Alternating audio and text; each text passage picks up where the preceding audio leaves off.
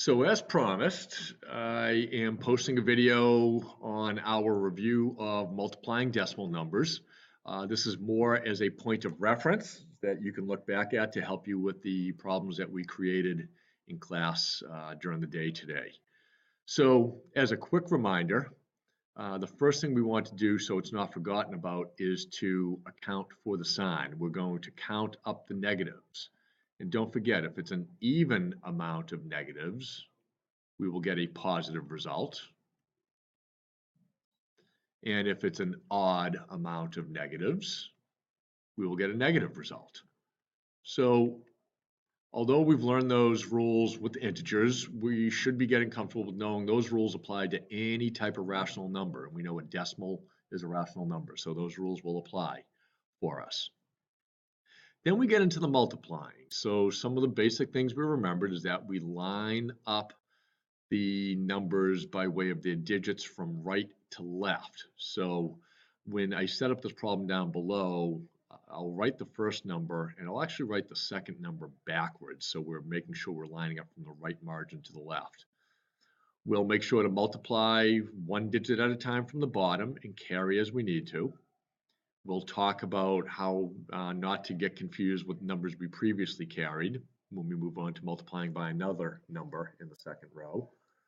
We talked about adding zeros or x's as placeholders when we move on to another row of multiplying.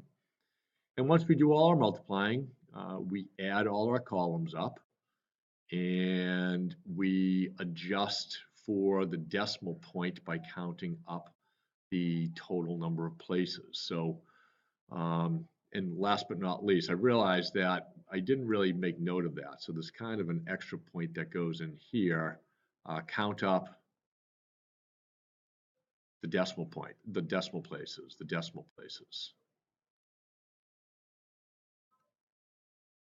And account for that in our final answer.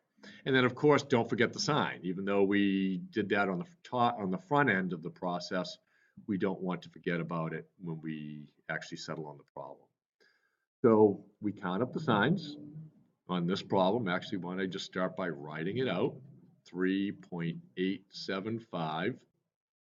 And when I say times, watch what I'm going to do. I'm going to say 6 because I want to line up the last digits in the number. And then I'm going to write the number backwards, times 26. Or actually, I guess times 2.6. I'm going to clean that up a little bit because it seems like our decimal point's kind of getting squeezed in there. Times 2.6. All right. So we account for the sign. We see that there is one negative number. So I'm not going to forget that my answer is negative by the time I'm all done. And now we can actually get moving with the multiplying. So 6 times 5 is 30. Carry the 3. 6 times 7, 42 plus the carried 3 gives us 45. Carry a 4. 6 times 8 is 48 plus 4 more brings us up to 52. So carry a 5. 6 times 3, 18 plus 5 more, 23. So here's where we want to make sure that we either put an X or we put a 0 as a placeholder because now we're going to count or now we're going to multiply by a digit that's one place over from where it started from. So as we continue, we'll do 2 times 5 is 10. Now remember, we talked about not wanting to get confused with these previously carried digits. So you can either erase them or you can cross them out.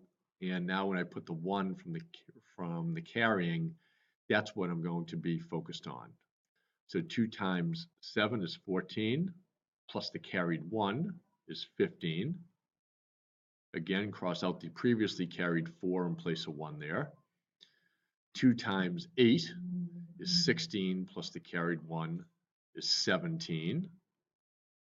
Get rid of that previously carried 5 and put a 1 in. And 2 times 3 is 6, plus the 7 is 7. I'm sorry, plus the 1 is 7. So let's go through that again. 2 times 10, 2 times 5 is 10, carry the 1. 2 times 7, 14 plus 1 is 15. 2 times 8 plus 1, 17. And then 2 times 3, 6 plus the 1. Now we're ready to add down. So when we do that, we will add 0 plus 0. 5 plus 0 is 5. 5 plus 2 is 7. 7 plus 3 is 10. We need to carry.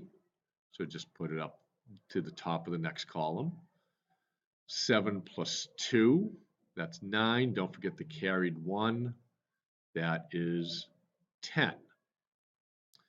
So we're almost to the last step. We need to account for the total decimal places. So here I have 1, 2, 3. We heard some suggestions in class. You just make a note that there were 3 there. There's another one there.